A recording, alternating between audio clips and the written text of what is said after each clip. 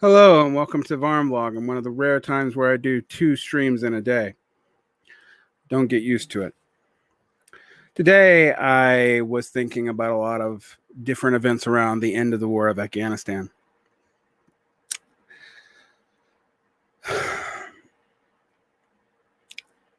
I have been not entirely shocked by the pivot against Biden on this matter. Not because most people thought that the war was defensible or even good. I think that ended probably in about 2008. But because everybody wants a fall guy for the inevitable. But this is a point to point out to you, not just in Afghanistan. Because what happened in Afghanistan was probably, well, inevitable. And it probably could have been a lot worse. Both the Biden and the Trump administrations were both making backdoor deals with the Taliban to try to keep things from being an all-out bloodbath when they left. We'll see how it all plays out. But you can't expect to invade a country, stay there for 20 years, achieve none of your objectives, because what objectives was there ever for you to even achieve? Leave a weak puppet government, and there be no massive fallout.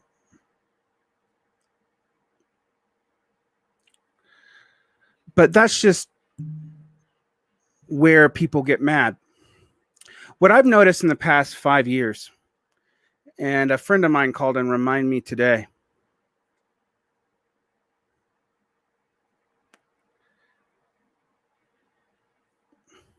there's kind of a secret party line for a party that doesn't even exist, and it's across the U.S. political spectrum in some ways. Do not bear too much truth. See, that's a self-righteous thing to say, and yet it seems transparent.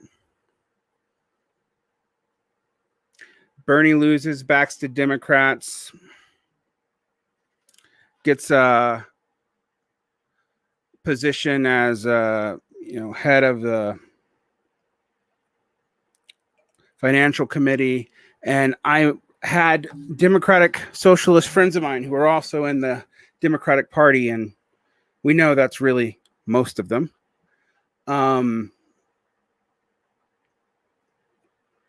Tell me that Bernie was going to give us a revolution even better because he could oversee all the reconciliation in the Senate, and we get these massive, great compromise bills snuck through reconciliation, and we'd have the social democratic agenda, and the Bidenists would be on board. I had people telling me that we were in an age of at least neo-Fordism, and that the time period, dictated things more than the personality. It didn't matter that Joe Biden was, the clownish manifestation of the right wing of the Democrats and have been for, I don't know, since I was a preteen. But it really isn't about Joe Biden. The media didn't turn on Joe Biden even over the lack of abolishment of the kids in cages. Yes, it changed, and they made all kinds of contextual nuance about how it changed, and they weren't wrong, but they didn't shut their mouth about it.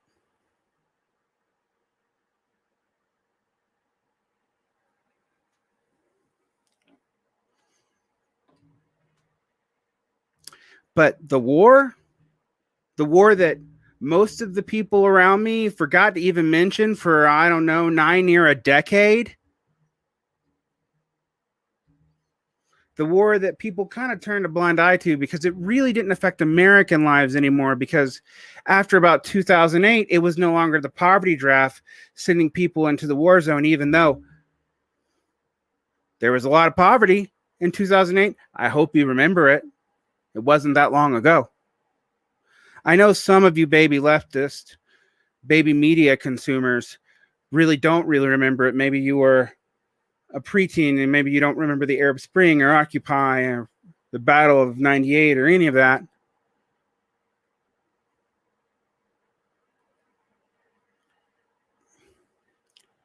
In some ways,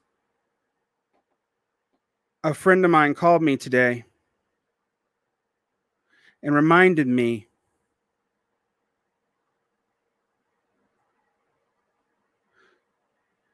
that there is a bipartisan consensus still, that there is a massive avoidance of that consistent, and that is we're beginning to have compounding problems for which there are no adults in the room. There's no secret cabal of the deep state holding things together. There's no globalist. There's not even a cabal of capitalists doing all this for you. It's a declining empire. I mean, why else would, at a time where it seems transparently true, with almost no plausible deniability, would people start looking at philological arguments from scholars that I actually respect on all over issues and start denying what's plainly before our face? That the only source of profits most people have are rents. That they play games with causality so that they can ignore that the 70s crisis was not because of financialization. Financialization was a response to it. And that because of the gross actions of a few people involved in the leaking movement that we were all fans of 10 years ago, because they look like they might be sympathetic to an apolitical, no, not apolitical, an aideological political goon who just might be a wild card enough to influence a bet that they were sorely mistaken on. That we all forgot about the substance of what they started doing and just assumed they all must be a Russian plot. Meanwhile, in response to this, people who didn't take up this narrative took up another. That somehow a nation that is literally the hub of the world production, who is totally codependent and fully integrated in with the imperial core, was a marginalized nation leading the world, despite the growth in markets, the growth in diamonds, and the failure to socialize things, even on a basic level, on things that were actually marketizable. Instead, what they talked about was the government owning of corporations, and even that was only 66%. And even then, the leader said that that wasn't going to change anytime real soon, and that the country was in no position to deliver the social democratic reforms promised by even the leader before that. Now, if you don't know which country I'm talking about, you can figure it out. You see, what I've been trying subtly to tell you is that most of what you're doing is wasting your time, and it's not wasting your time in a neutral way. I don't call it a children's crusade for nothing. It's wasting your time in a way that makes you feel like you're engaging in politics, makes you feel like you're doing something. And you might do more if you actually realize that you weren't, or at least you would devote your life to something that you could enjoy, or a community that might matter later on. But you don't do that. Most of us don't do that. Most of us don't feel like we can't. But if your action is to do nothing, then not only are you doing nothing, the same nothing you would have done if you just played video games, but you're also depleting the energy for stuff that might be done.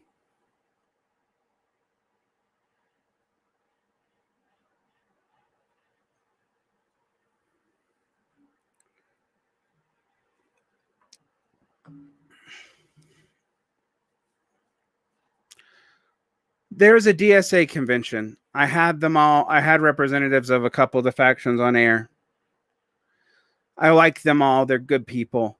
But every one of them said something that I had to swallow down, not to laugh at. It's easy to be cynical. It really is. But it's also, there's a point where you have to just be honest. I don't like a lot of the politics of the critics of the squad, but you know what? They're right. Whether or not I agree with everything they contrapose to it, they're right. That game can't do very much. And there's still no adults in the room, and they sure aren't becoming it.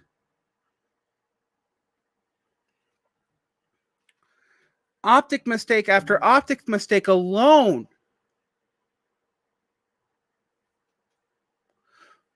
Cory Bush has a victory a couple weeks ago, forces Biden to actually take a stand on a moratorium before we have an even massiver, for bad grammar, homeless problem than we already have in this country. And I almost didn't believe the stats. Some urban areas were reporting possible evictions on federal property up to 49%.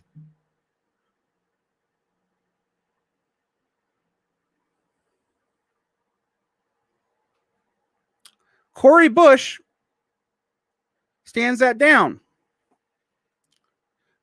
Schumer actually lets the quiet part be said and says, oh, thank God, she saved us. Because Schumer knows that if Bush hadn't have done that, that the Republicans would cream them in the House elections next year.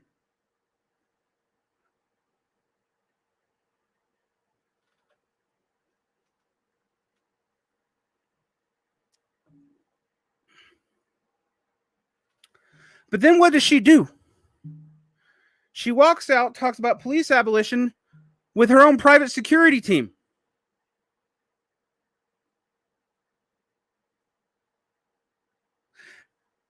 Giving ammo not just to the conservatives and Fox News, but even to centrists who'd like to see her go away.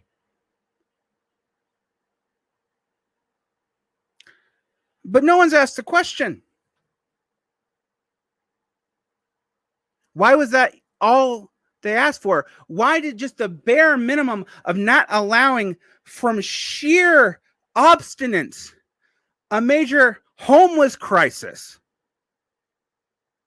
to get worse? Why is that the scraps you beg for? That's what you fought the whole Bernie political revolution for? That's more pathetic than the Ron Paulites.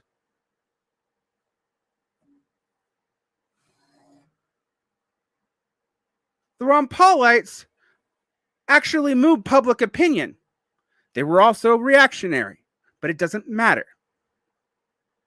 Yet they're a laughingstock. We don't look at them now. And yes, their legacy in Rand Paul and all this is a laugh. Yes, most of them became nationalists. Yes, a lot of them believe anything. But look around you. Who do you think believes anything? Who do you think won't freak out? Let me give you an example.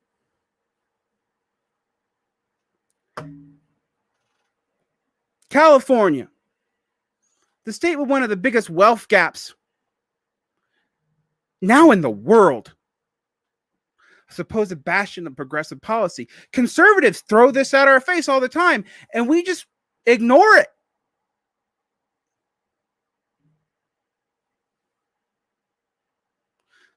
It's people saying you have Cali police coming down, breaking up homeless camps with guns in response to a temporary eviction ban, even though federal courts or California courts have said that you can't really do that. No one has an answer for the homeless problem in California. No one has an answer for the seeming scleroticness of the largest economy in the United States. No one has an answer for how violent murders in specific have picked up.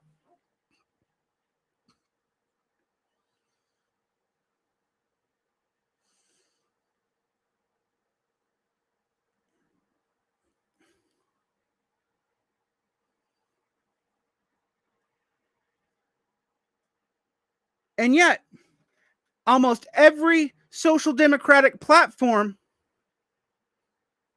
that I've seen talked about how you had to back Gavin Newsom in this recall.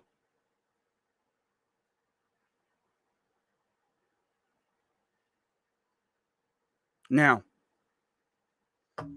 I understand not calling for Larry Elder to become governor of California. I understand not calling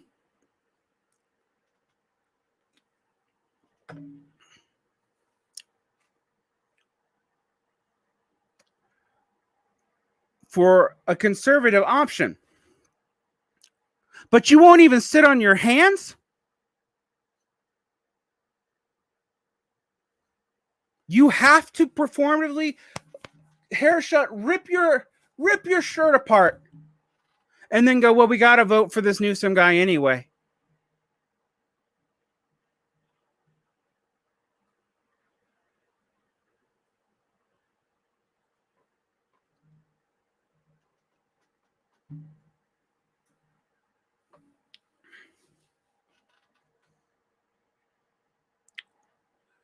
Let's talk about another elephant in the room. Now, I'm not an anti-vaxxer. I am not an anti-masker. I will tell you to the day as long that you should take good medical advice. But why am I not seeing a lot of discussion about the difference in efficacy rates between Pfizer and Moderna? Why is there a difference in breakout rates between the East and West Coast? Or Israel, for that matter?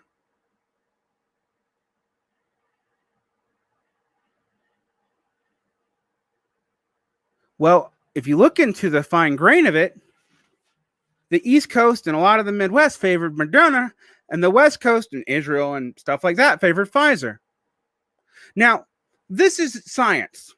I don't think there's a conspiracy here. It's an accident of which one was more efficacious. That's why there was competition in the first place, right? That's what we're always told about, why we have patent laws, but allow competition in this way.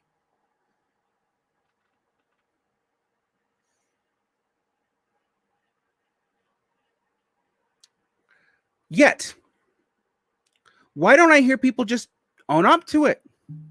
Talk about it honestly.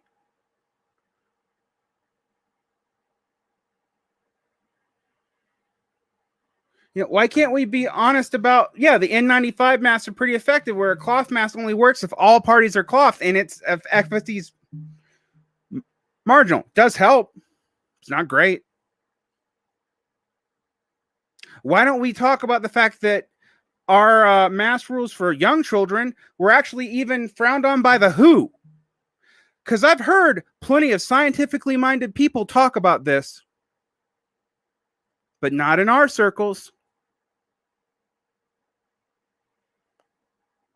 The unspoken rule right now, whether you're a rebel, a Marxist, or whatever, seems to be careful about pissing off our overlords by telling the clear as day fact.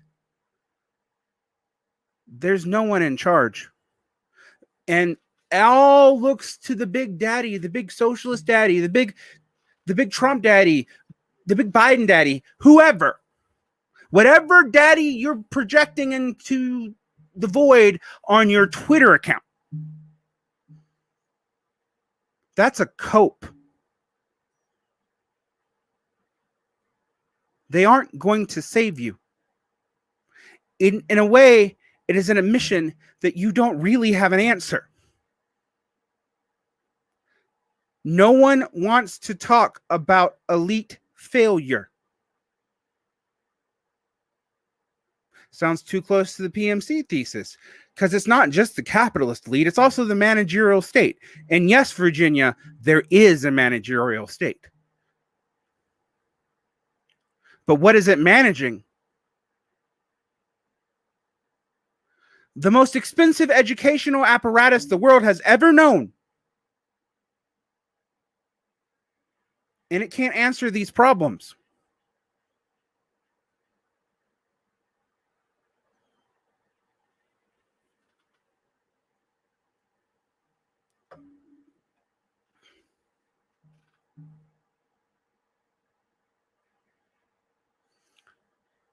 I'm hearing people say some truths in the chat while reading it. I'll flash one up. Elite failure is a mark of state decay, but does not mean decline in state power. Absolutely not. I keep on telling people who have collapsed dreams that strong states, even when they decay, even when they should collapse, and sometimes go on for 500 years historically. The peak of the British Empire was about 100 years before it absolutely lost its state power and its ability to rule. The peak of the Western Roman Empire was the 3rd century. It was the 5th before it ceased to really exist.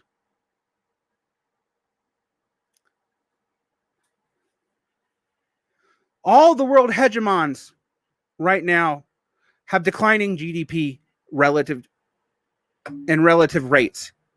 They're only improving in absolute numbers. This is not just a US problem. The US has it worse. The US is the most incompetent. In some ways, one of the things that makes China strong is, even if it is a capitalist country, it does capitalism better because it can at least pretend to be neutral, to be a neutral adjudicating party, even if it lowers its interest rates according to capital needs.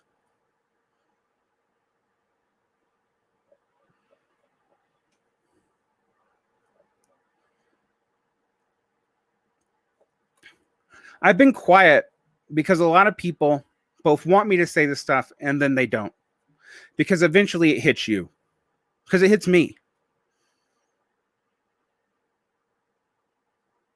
I'm talking about a failing media sphere, and yet I'm also very concerned about my Patreon. Sometimes I censor my guests. I don't censor what they say. I just don't take certain guests because I don't want to lose a patron. So that's the problem with patron-based media, is it becomes a form of self-flattery. You have to have a real community for people to want to support you and what you do, even when it insults their basic sense of self. But to be useful right now, you need people to do that. Since this is not my only job, maybe I should person up and do it. I don't have the answers. I'm not pretending to. I want stronger unions, but I also realize how corrupt the union apparatus in the United States is. All the social democratic and even militant answers I see to that are basically circular. We need a party, a mass party, to have a workers' movement. We need a workers' movement to have a mass party. We need reforms to allow for electoral reforms for a labor party to exist, but we need a mass workers' movement that would be dependent on that labor party to get the reforms. I have been saying these were catch-22 for years, but I haven't been saying them clearly enough, apparently. I work in education. All right? I want to defend teachers. I want to defend students.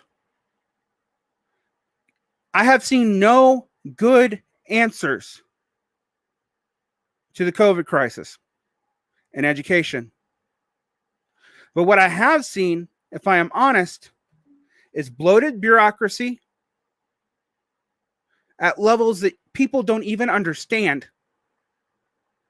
That didn't go away in the COVID crisis. If anything, right now, the federal government is shoving so much money that can't go into teacher salaries. Where is it going to go? What do you think is going to happen with it?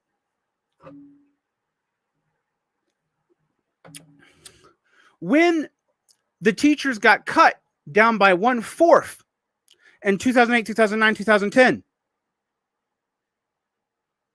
They weren't replaced. But class expenditures increased.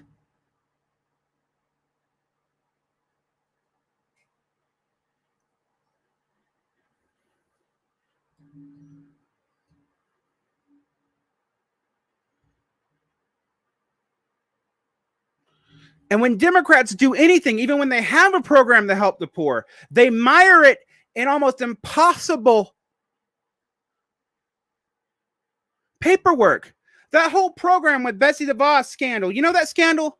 Yes, it was real. Betsy DeVos was awful, terrible, awful, terrible for education. But you know the program that was impossible for everyone to get because you had to move your loan into this other kind of loan and start over and then file paperwork correctly every 10 years and like no one got it? That was implemented under Obama.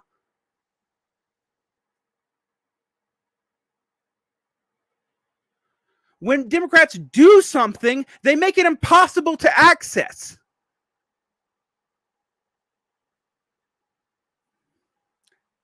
The exception is when they take some wackadoo tax scheme that was, set up by Milton Friedman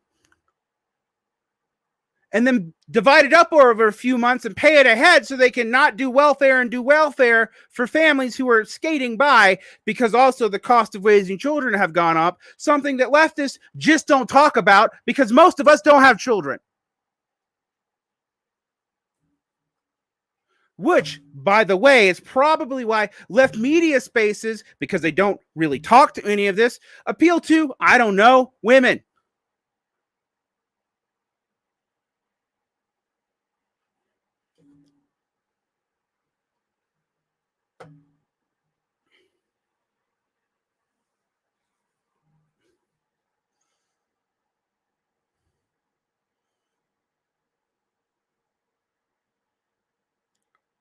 Logically speaking, unionization should have gotten stronger during COVID.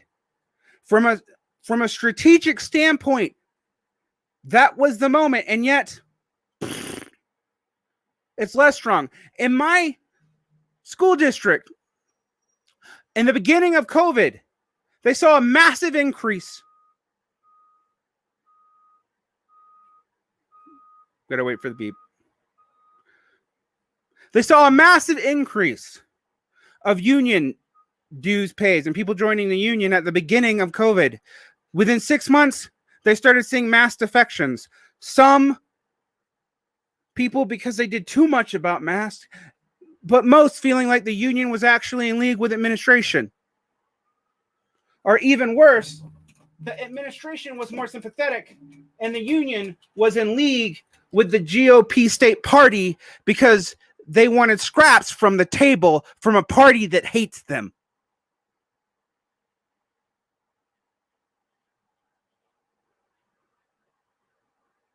They'd send strongly worded letters, sure.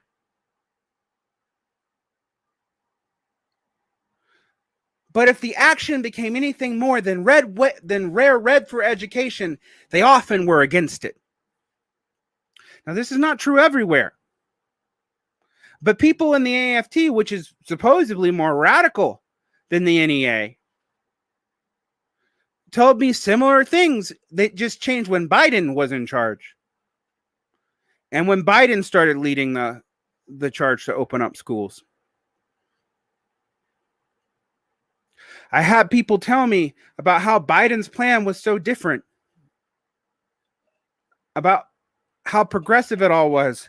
And so far, what I can see out of all that, out of all the left prognostication and economics and everything else,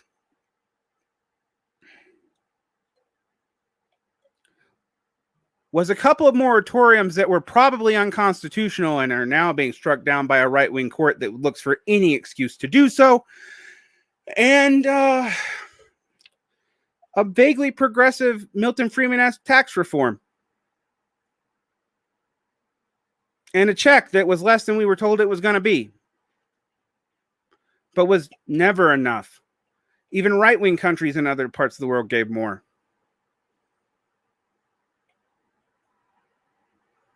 But you know what? It kind of works. It is like the frog in the pot, because the left quit asking for things almost immediately. Started turning in on itself, or turning into fantasies.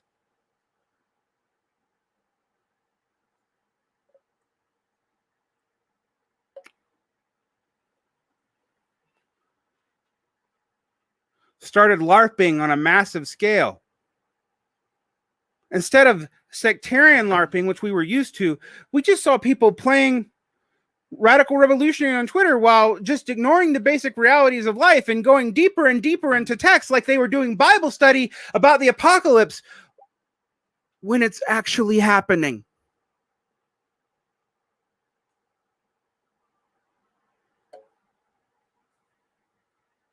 And this isn't this in America. No, we've seen it everywhere.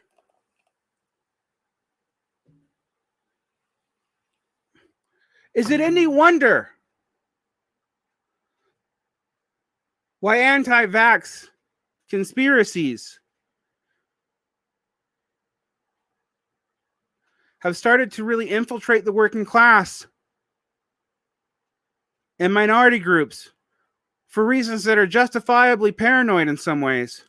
After all, a lot of them worked through this whole thing. They've already survived it once. They're counting their odds. You see, and what I see is a bunch of rich liberals who hid in their houses for good reason. I don't blame them. It wasn't unsmart. But then to mock the people who are dying. Yeah, a lot of them are conservative ideologues, but each poll indicates that the people doing this are less just that. And they're also beginning to distrust science. This entire time, I've been saying scientists need to just admit what they don't know, to be clear about the scientific process, that we don't know the efficacy rates. And perhaps this is not the scientists' fault because they don't control the journalists reporting on it. But were you expecting how many breakthrough cases we're seeing? Because I know plenty.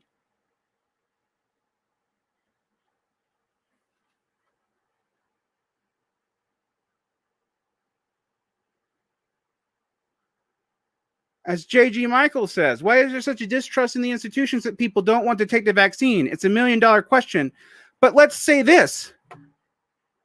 Trump almost decimated those institutions, but they didn't die. But now we have even less will or want or power to reform them. No one wants to take the risk again. Even people who are not leftists, who've been calling for an outsider candidate for years, all of a sudden shut up.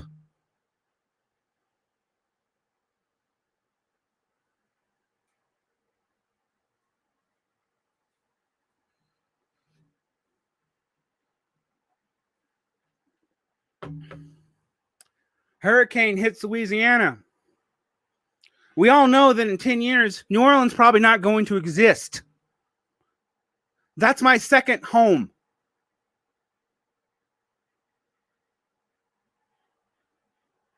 My heart is split between Georgia, Mexico, and New Orleans. But I know that New Orleans will not be there by the time I pass unless I die young. It will be underwater. Bit by bit, the ocean is claiming it.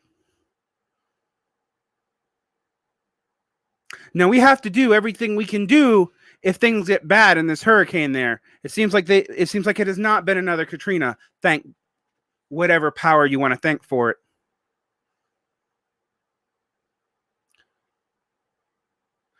There's been smoke in the air here for 2 months.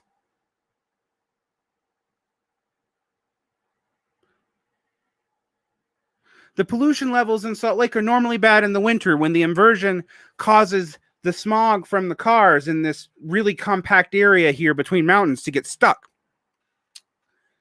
But this summer, the air has been as bad the whole time.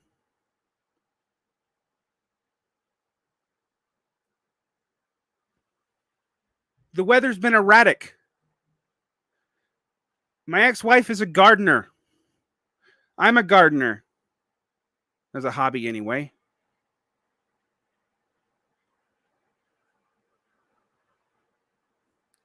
We can't figure out how to do crops right now. Even every year, the changes are radical. I have two best friends in this world outside of my partner. One of them is a farmer in New Mexico. She used to work for the government. Couldn't deal with it. I'm not going to go into why.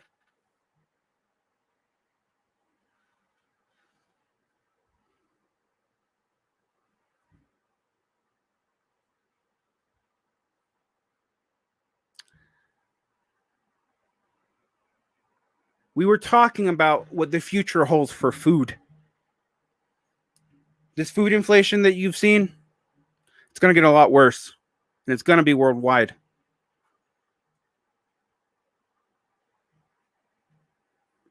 We forget about food because only about 2% of humanity in the developed world participates in it. And it's growing. We cannot deal with it. We don't see it. And we all have an egocentric bias. We tend to overestimate our own importance and how much of the world we know.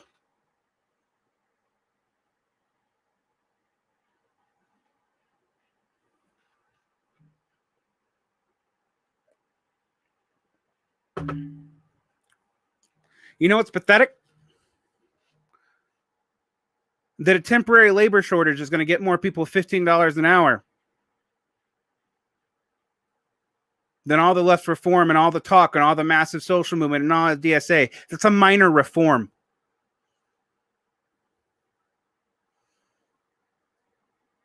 By the way, if we were asking for even what we were asking for when we started asking for $15 an hour, we'd be asking for $22 now.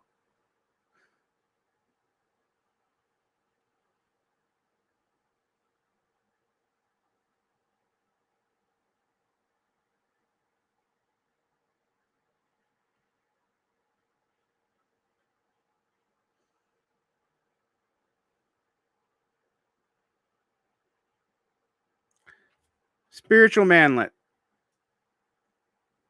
Most people will pay a higher relative income on food. Yes, because their income is lower. Food prices are pretty constant. That's an easy equation. And it's going to get worse.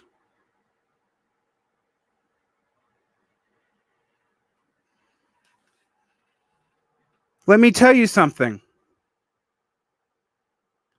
The MMTers aren't wrong about even the minimum wage. Yes, we should be fighting for a minimum wage, okay? But let's be honest. The countries with the best labor practices and the countries with the best overall wage negotiations, even though they're in the cores of capital,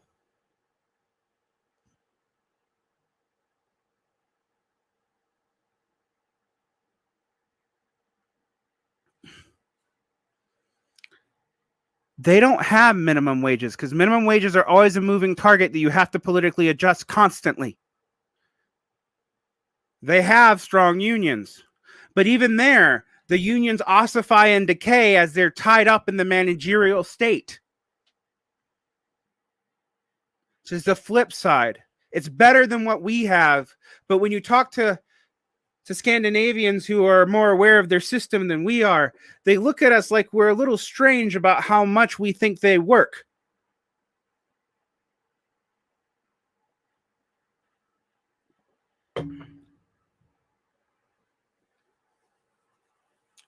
Furthermore, the states that you guys always cite as a counterexample to this are tiny, sparsely populated things that could also basically work as semi-autarkies because they don't have that many people.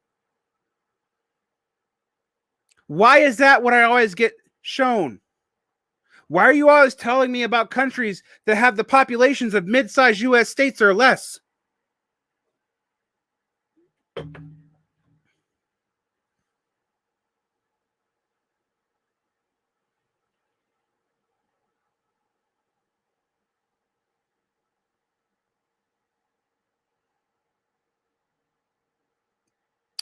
The first step that you could possibly take to winning is realizing what the problem really is. There are two things that must be stated. The left in the United States for the past 100 years has failed at every turn, except for the civil rights movement. And even then, the gains were minimal. It has depended on the courts and the graces of the law, which it does not write nor control, for those wins most of the time. And while it speaks to general social mobility, it does not speak to the problems of that social decline.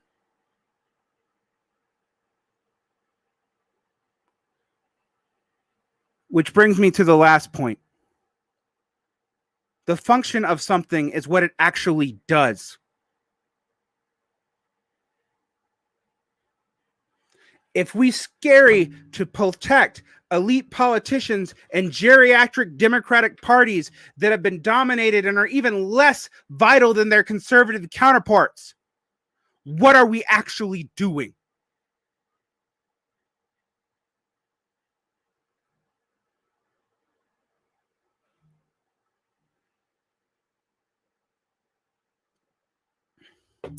If we cannot even imagine what revolution would mean, nor can we reform the institutions, then why are we talking out of our ass?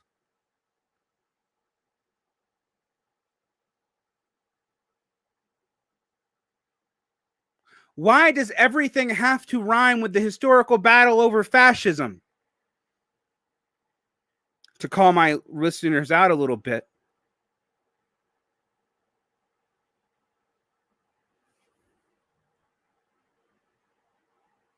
as J.G. Michael says, how much of this is simply a matter of the American leftists, as much as any other Americans being the vicious series of varied degrees of empire?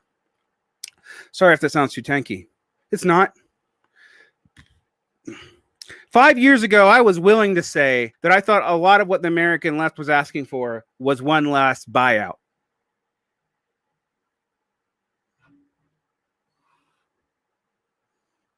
Now, I can tell you that I don't think we're going to get international solidarity from people scrambling in desperation in the core.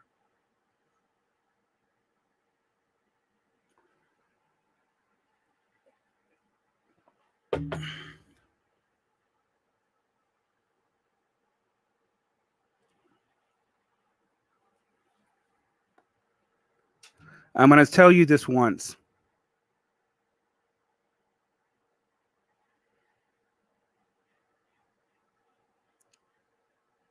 Your enemy of the future is not the enemy of the past.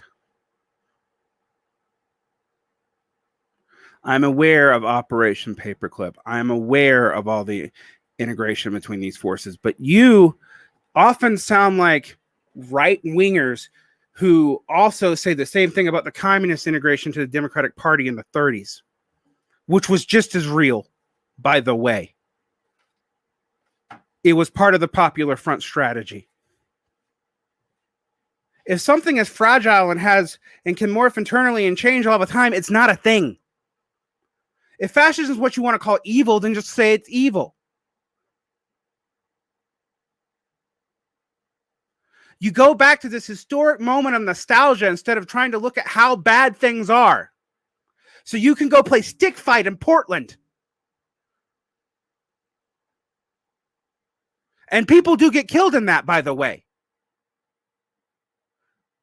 But it's done nothing about empire. It's done nothing about the actual right-wing forces that run this country. They haven't gone away. They just say a lot of the same things you do. And you think they're like you. But I promise you, the more I know them, the more they're absolutely not. Yes, they actually may believe some of the things they say about a multicultural world. I'm always surprised that they do, actually. I never thought they were that dumb. When I talk to people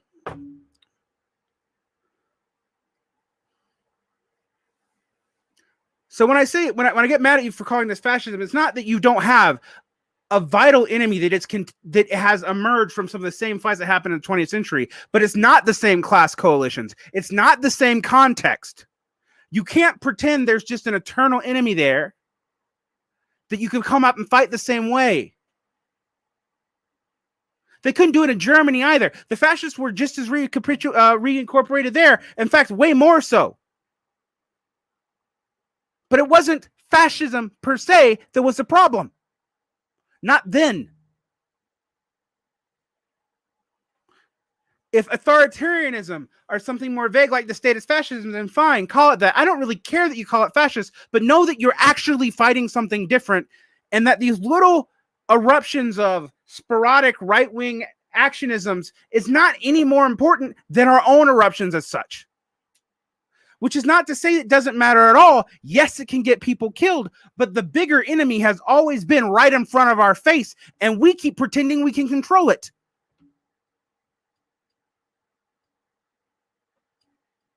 How can I not be mad at that? How can I not be mad at people who've been spinning their wheels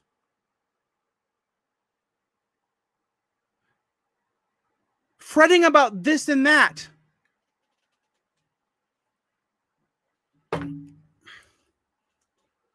In 2016, when people told me that we were worried about a fascist takeover over Trump, I said, there might be fascist backlash. You know, there might be real fascists coming out of this, sure.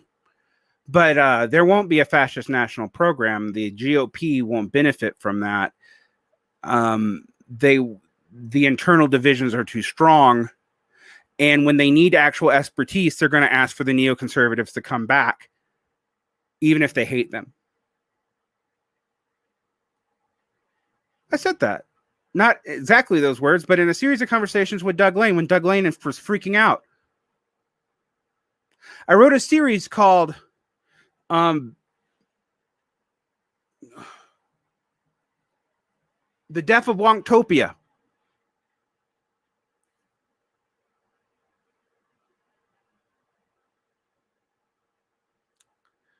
And how that in an anti-political mood, all that was going to come out of it was right wing, but it wasn't coherent enough to be a movement. And that the alt-right never had anything but support from basement dwellers. As soon as they started getting jobs, would start to abandon it. Or the moment it seemed hard. The moment that they didn't think they had a God King. Now that morphed. The urge that created that reaction created something far more flexible. And that won't be limited to white people, particularly as this COVID crisis goes on.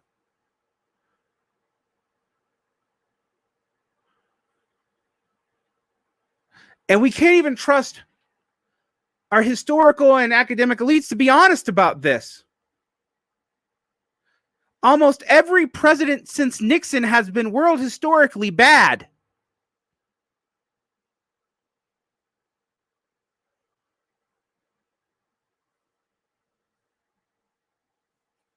I'm going to cite JG again because JG's right. Proud Boys, Boogaloos are threats to local communities, but people confuse the local and the national.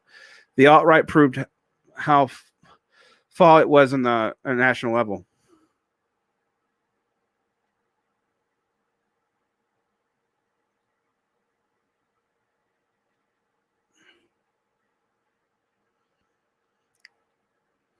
Yeah, it's setting me off too.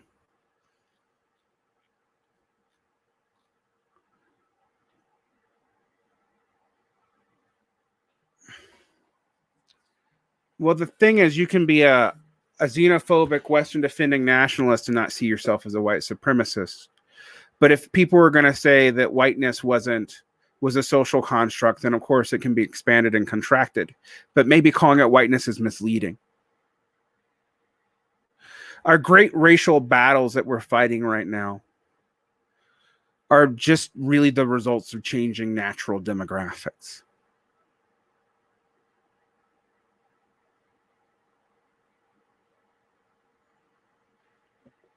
It's a truth. a lot of middle-aged people who've had very easy lives, even though they were not as easy as their boomer cousins and parents, are freaking out when things get hard.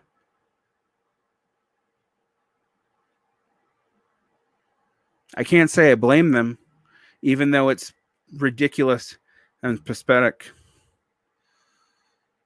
Pathetic. I can't speak sometimes.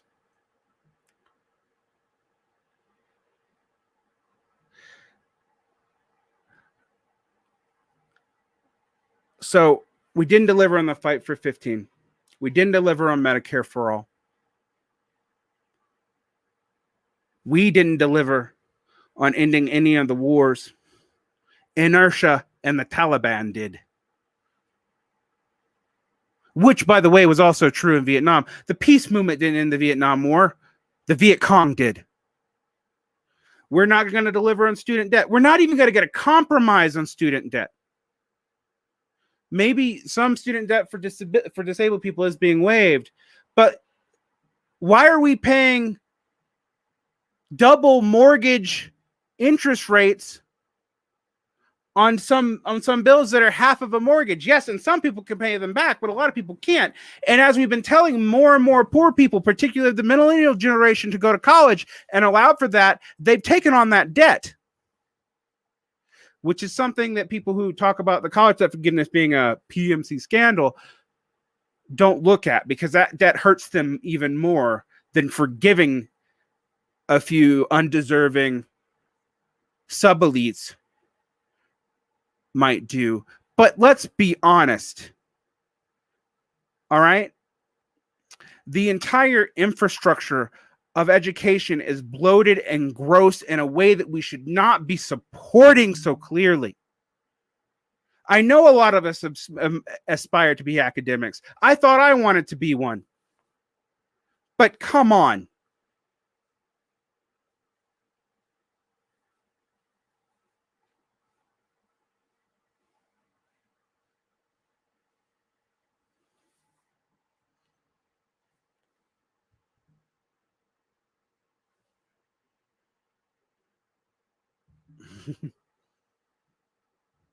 Erica being even more cynical than me, but being correct.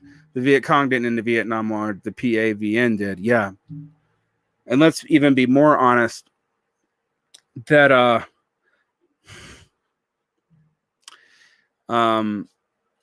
brothers, the Maoists in China, supported Pol Pot at the behest of the United States because of a pissing match with the USSR at the expense of the people of Vietnam and world solidarity. Now, you can't hold that against the state now. It would be immature to do so, but it's kind of the elephant in the room, isn't it? And it still matters, too, I might add, because why is Vietnam on the list of nations, despite sharing a liberalized market communism very similar to China's? Why is it on the list of nations that are willing to work with the United States to maintain the pivot to Asia? Because they haven't forgotten that. These historical mistakes have consequences up to hundreds of years.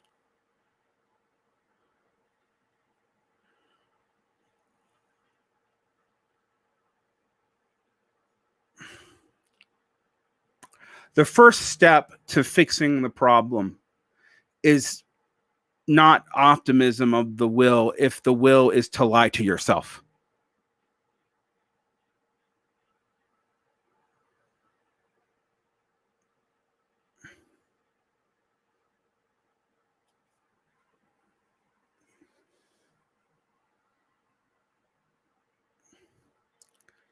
To run into academics games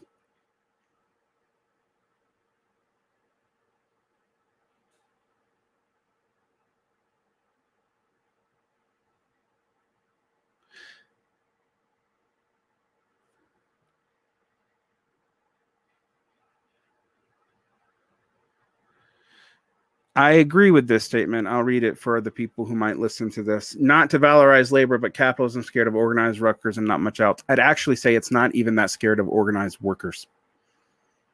It's not. It can recuperate that too. It's scared of mass angry organized workers. But we haven't seen that in sectors that were easily scabbed on in years.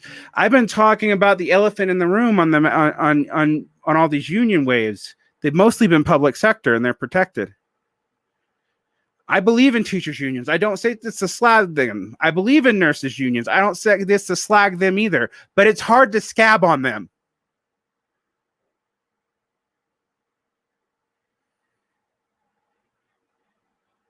Now, in some ways, the deal with the devil in the license credentialization is that the law squeeze us too, and that we're even more bound by them. We have associations, but we can't strike. We could, there's all kinds of state laws in a lot of the country. Not just, that isn't, it's beyond right to work, where there is absolutely no teeth to the teachers unions. And in fact, some of them can't even call themselves unions.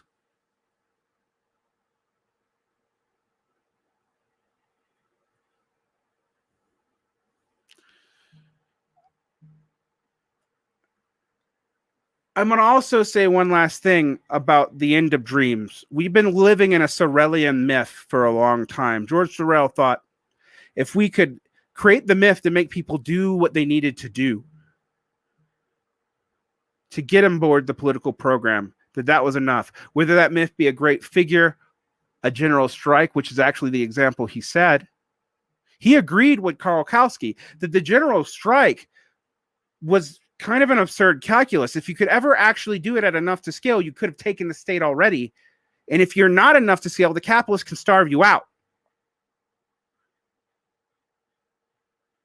Sorel said the same thing. The general strike was just a myth to get people involved in the first place so that the party could be formed. And when that failed Sorel, he was willing to flirt with anti-Semitism, nationalism, and things he did not believe to try to build socialism. Now, I'm a cynical man, but I'm tired of not telling the truth. I've been self-censoring because I feel this pressure too, to not say what is obvious. You don't want to look like an anti-leftist or a post-leftist.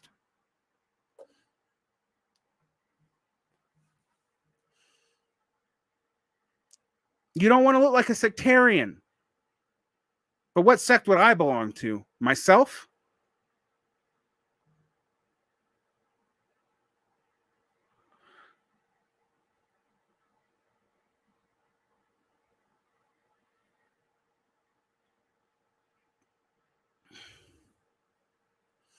A general strike can work to solidify a win. Yes, exactly.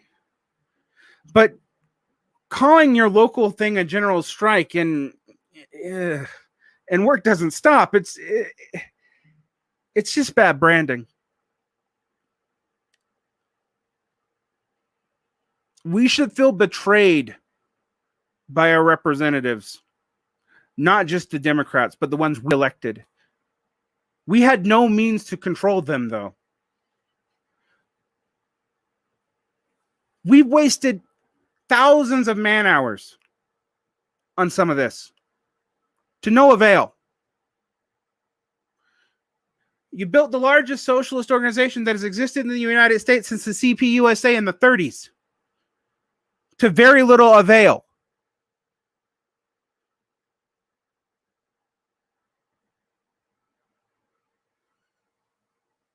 We were seeing a minor uptick in unionization before COVID.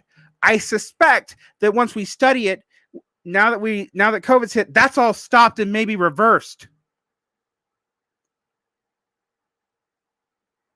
To no avail. Why are you not more angry? Have you been gaslit for this long? I'm not telling you to march because I don't think that works. I'm not telling you to canvas for people because I don't think that works. If you were going to canvas, I'd tell you to only do it for local politicians where you could actually hold them accountable. You aren't AOC's constituent unless you're in that particular district.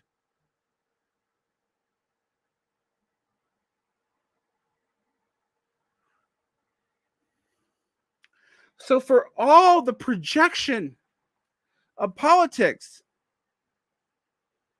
it hasn't been fun, but you haven't done anything.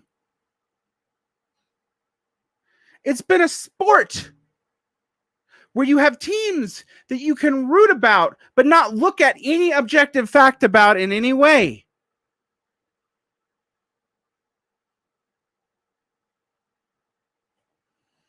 I'm getting New Zealand people. I understand New Zealand, but you're also a general strike in New Zealand's a lot easier to do just on scale. That's fair. And I can't even blame the representatives, frankly, for not listening to you, even though they betrayed you, because you're not their paycheck. You can't keep them in office. And if they believe they can do any small thing there, they're going to do what they need to do. I always say, look at Nancy Pelosi. She was a progressive Democrat once, too, one of the most left-wing members of the House in the 80s.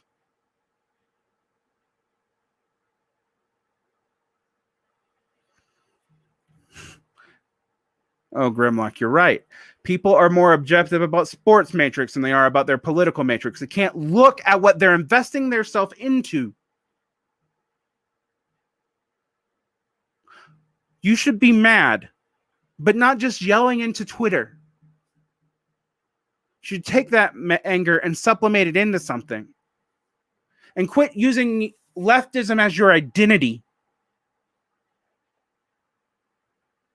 And maybe start building the community you need to do to fight this, because things aren't going to get better anytime real soon, and you're running out of time.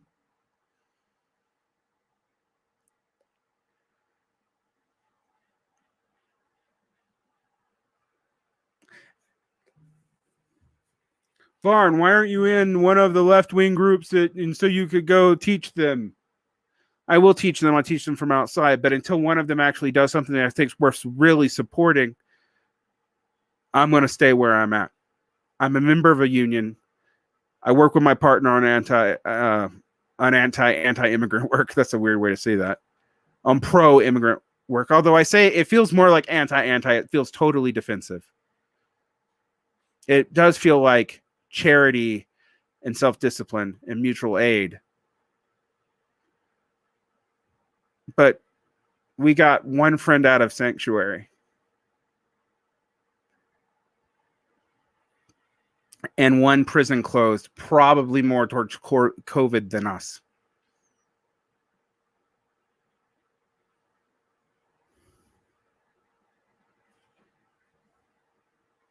Oh, yeah, so Tyler's even said it was not even a revolutionary movement through the government. It was used to bring negotiations with one union. The myth does not stand historical example. That's totally fair, Tyler. I misunderstood your point. Thank you. I would even go further than that and say that, like, once we've seen the one union things, what they start doing is become an effective mechanism of the state. That's why all this Pareto kind of reactionary stuff about groups developed. They were studying the SPD, and they were studying the way the singular unions worked, both in Italy, which led eventually to Apparismo. But it took almost 40 years to do so, both in the national union syndicates, the fascist unions, and the unions after that.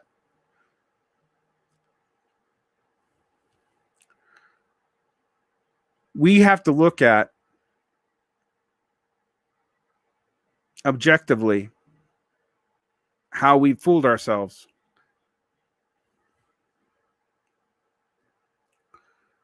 I've had to look at it a lot. I've been right about a lot. I've been wrong about a lot.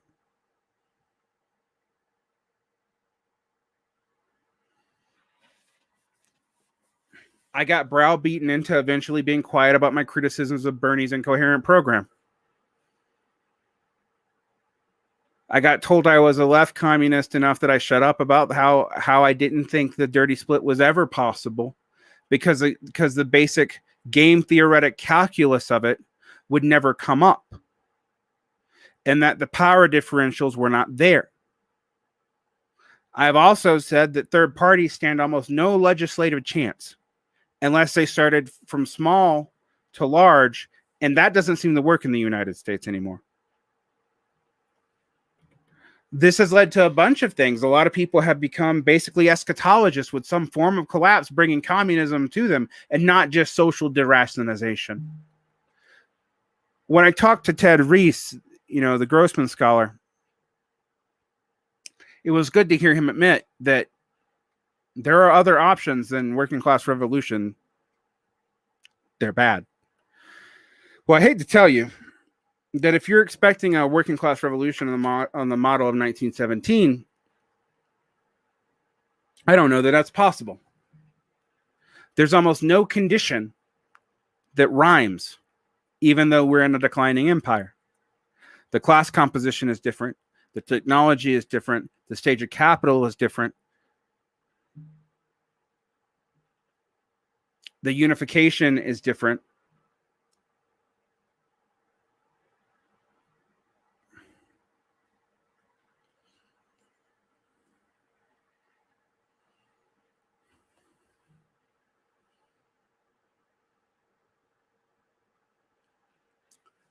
I am devoting a lot of what I'm going to be doing into arts, but I'm also going to be devoting it into understanding the international situation in the managerial state.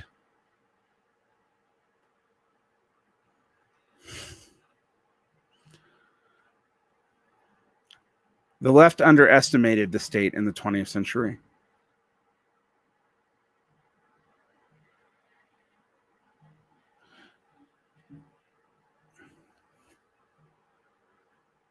Truth doesn't often make you feel good because there often isn't an answer that's easy.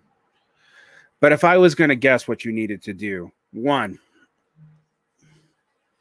quit playing ball with Democrats. You revitalize the center of the party. Maybe not you personally, maybe you weren't part of it, but the DSA gave the illusion of movement. The New Left did that with the Democrats in the middle of the Johnson period too, and then it collapsed into reaction. Political instability gave us a bunch of presidents who didn't serve their rightful second or third terms, and third term in the case of Johnson. But only one president really did truly lose in the 70s.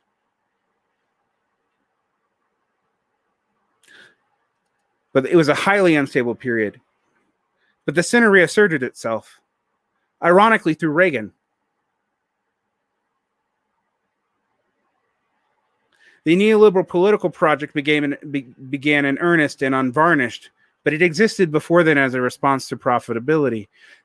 I know people will argue with me about this, but this is a weird thing. The Moralski school of post-Keynesians and the Marxists agree on this against some MMTers and a few other people who think that financialization was the cause of the profitability, even though it happened 2 years later in earnest.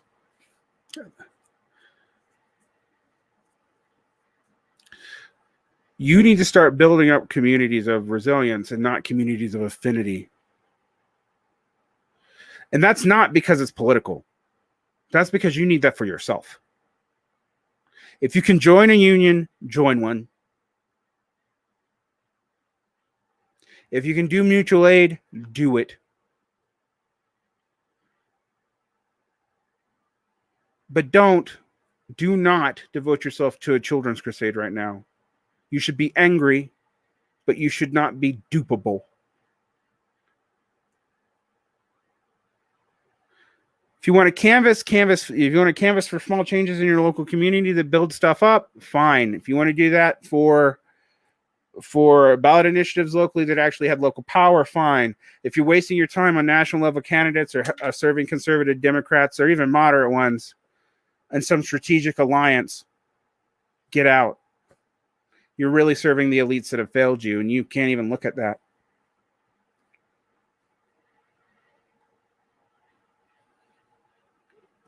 The fact that you have to hold your nose and vote for Joe Biden and hold your nose and vote for against the recall of Gary Newsom just proves to you that you'll never be at a point where that electoral strategy where you can change the Democrats, but after you've defeated the evil, nasty, vicious Republicans and their hordes of fascist mobs, that'll never happen. And no one wants it to happen either, because the status quo is good for almost everyone in the status quo, even as the ship is fucking sinking.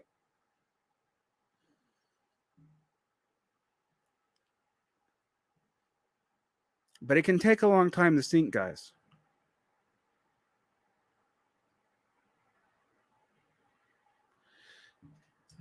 There are battles being lost in every school board and every meeting house and every small unionization. And you know what? The right-wing wackadoos, for all of their unreality, know how to leverage that while we play on Twitter. They also play on Twitter, but they actually show up to that random stuff. How many times have I gone to a school board meeting when there's a few teachers who do some kind of protest quitting, and then there's a mob outside yelling at everybody? In my life, there's been one time where my faculty stood up, and it wasn't my faculty, the faculty I was part of, but I feel proud of this. We all stood up to a super, and we got that super replaced. It was not a union state, and it was not in a time where we had a lot of hope. Now, it didn't save my job. I still had to leave after that.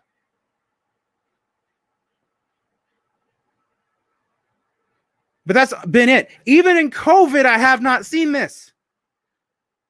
People go out and they honk cars for teachers, and yeah, they go do that. No one cares. Those practices don't work.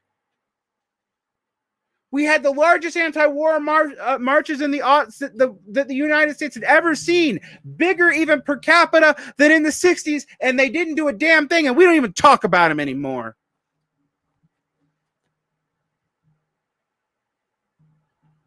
I'm not here to give you false hope. But I'm not going to play this game where I don't tell you the truth about it either. The DSA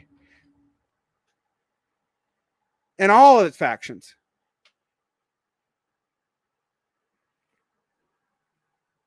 needs to decide what side it's really on, or it will be irrelevant and collapse almost as fast as it grew. Or worse, it'll become like the Canadian NDP and be a proving ground for activists and deliver nothing but occasionally having to back down so it can support the Liberal Party because the conservatives are scary.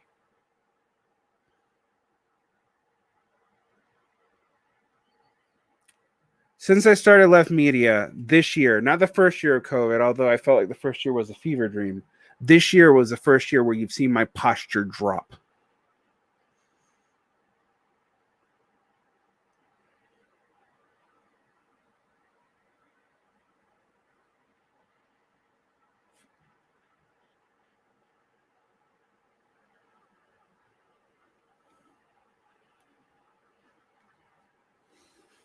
Tyler, my New Zealand friend, is on fire today. I've been harping on the exact point for years at this point. February 2003 was the biggest thing ever, and now it may as well have not happened for how little even the people who were there talk about it.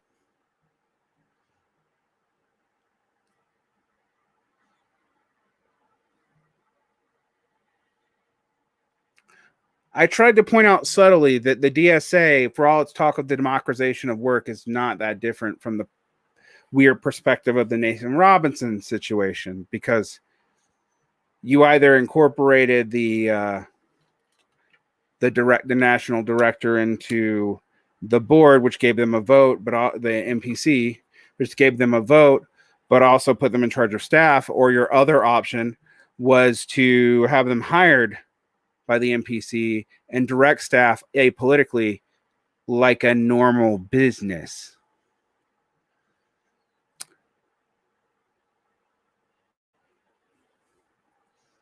Do you really believe what you say? Do you?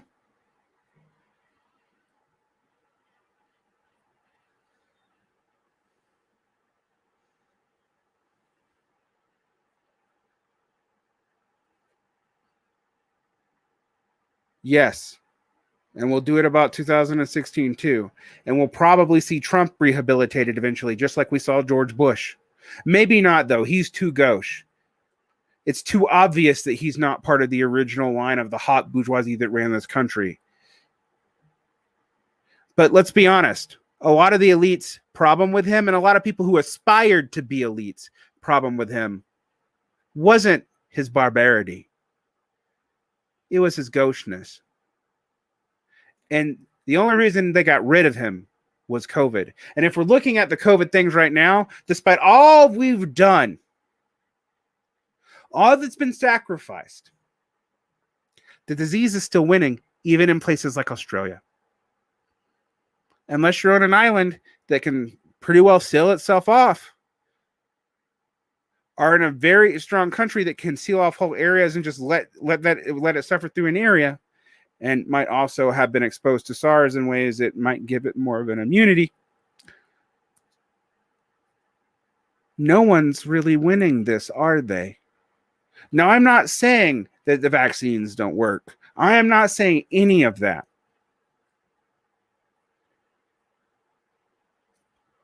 I feel safer that I have one.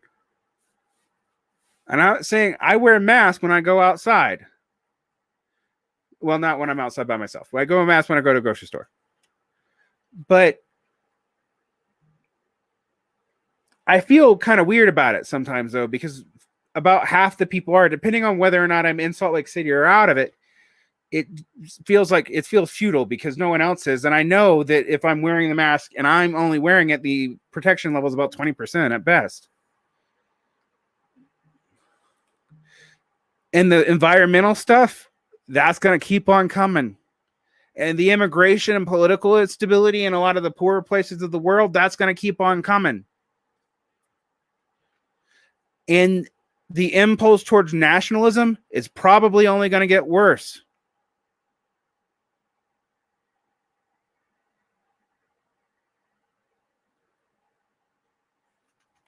Yeah.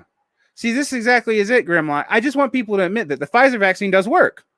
It works about half as well against the Delta virus as the Moderna one, which is why, like in places like Israel, we've seen it decline. The anti-vaxxers are loving this because we just didn't talk about it correctly.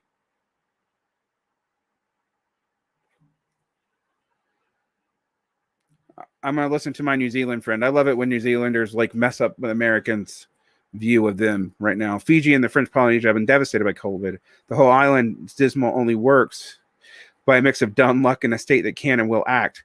You need a state that can and will act, and it has to do it before anything gets in. And if it gets in, then you're totally screwed.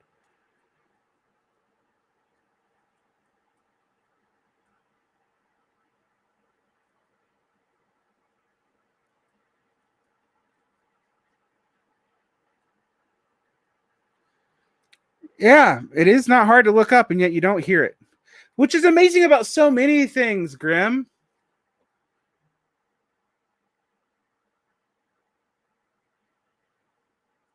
It's amazing about so many things. Even leftists who prize themselves on this. I looked it up earlier today, too, by the way, that the efficacy rates are related to the Delta variant. And I followed it not because I've heard leftists talk about it or deal with it or do anything about it in any meaningful way, but because I saw anti-vaxxers talk about the inefficacy rate in Israel, and then hearing someone like Alex Jones pick it up and then looking it up and going, oh, there's something going on here. And it's not hard to discover, and yet it's not being talked about that much. But I will say the problem with expecting people to use Google that we've learned is if people put anything that they want to in Google, they'll get what they want to find.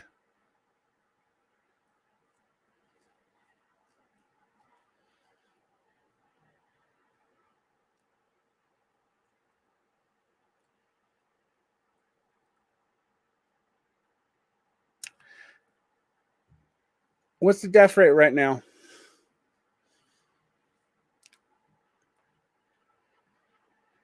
The height of COVID, the death rate in the United States is about 1,300 a day.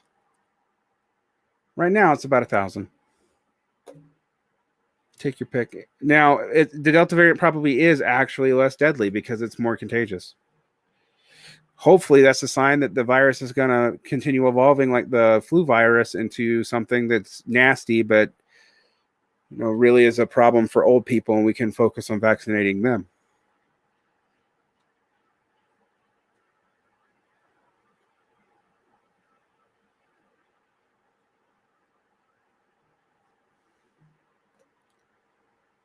I need to have an evening. I just wanted to say this. A friend of mine called me out for not just speaking more openly. I've implied that I thought a lot of the concern about the alt-right, particularly after Charlottesville, was pathetic, and that our want to fight them again when our enemy is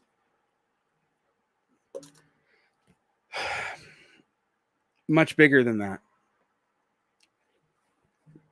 is a kind of actionism that makes us feel like we're doing something when we're just spinning our wheels. If you want to change this, we got to figure out what's going on. We have to admit the Democrats aren't even delivering the pansy ass stuff that they said they were going to deliver, and they're likely to lose next year. I didn't think that earlier, but what they're doing with this, what the media is doing with seeming to Jimmy Carter, Joe Biden, doesn't put the Democrats in good stead for next year. And you know what? Why should we care?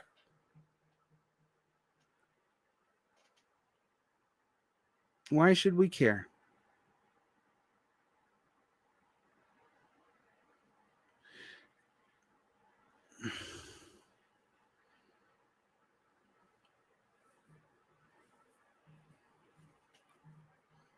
I want to leave on one last thought from our very wise New Zealand friend. American leftists who want to be anti-imperialists to do something about the new Cold War will need to focus on small Pacific Island countries, or Pacific countries, but they don't want to because it spoils the fantasy. Yeah, it's a way of giving up.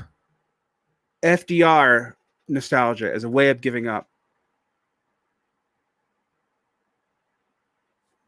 Big Daddy Stalin nostalgia is a way of, even if you're a true ML, Stalin's dead. It's a way of giving up.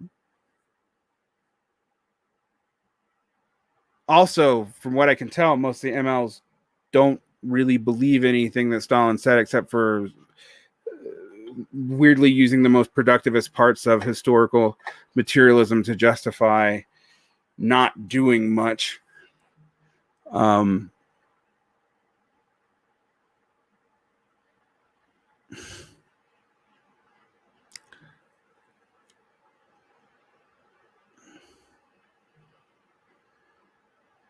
I never had delusions about Biden either, but I kept my mouth shut. I never had delusions about Bernie, or frankly Gloria La Riva, if I'm honest.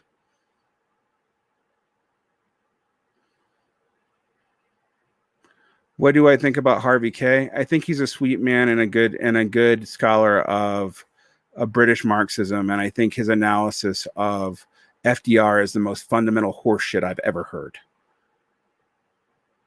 Everything I've studied about what the New Deal actually did was to safe up the banks, and it helped working people by making capital more stable, but it also tried to increase profitability by increasing employment, but at the cost of wages.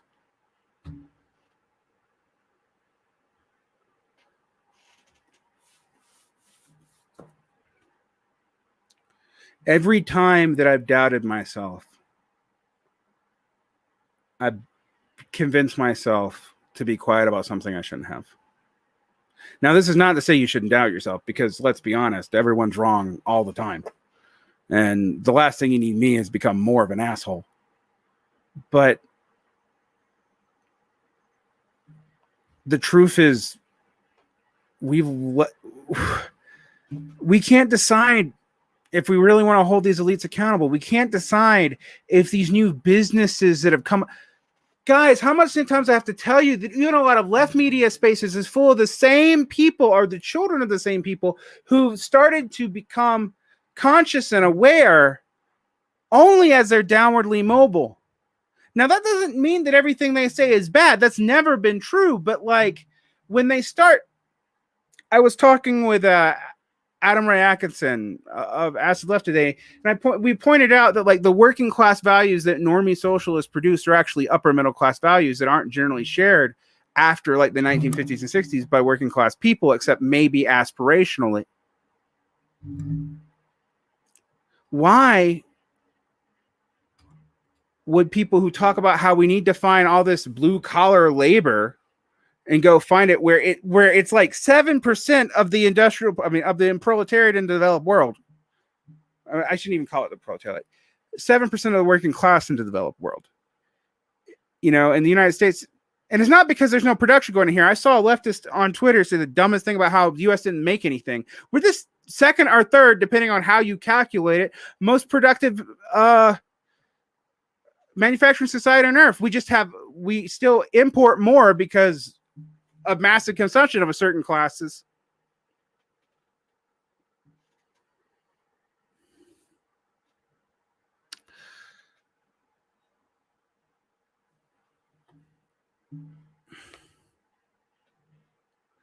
We have to look at what these people are and what they serve after a while. Are they building a socialist project, or are they keeping us tied to the Democrats? You can't say I hate the Democrats, but for decades and decades and decades, without just being the progressives that you supposedly replaced. And particularly as climate's going to get worse and things aren't looking good.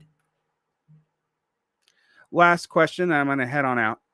What do you think happens now that the frontier of American empire is coming to an end? Do you think the military emergencies turn inwards, or we already seeing them turn inwards? The military, however, realizes if it stretches its power too much in the United States proper, that its apolitical role, which is its real, one of its sources of real power. All right, it's that it's respected in the United States because it's seen as apolitical, which is kind of crazy, but it's effective. The military knows that. Would start to diminish. Is it going to start punching things in Latin America? I don't know, because Latin Americans are getting smart and reaching out to counterpowers and other regional hegemons. Now, is Russia going to go to China to protect Venezuela? Going to go to China and go to war with the U.S. to protect Venezuela? Absolutely not. But the U.S. is not in that kind of mood. Are they going to pull stunts? Probably. But they might also reach out in desperation to try to form some kind of block regionally and take a hit to maintain some kind of regional power. Also, the U.S.'s power in Europe, while it is declining a little bit because of difference in trade ratios with China, is not going away anytime soon, particularly with Britain. I have a Twitch. No one watches it. I stream to both. All right. Over and out. Start being madder. And if you're in the DSA, start to change it. And if you can't change it, well, why are you in the DSA?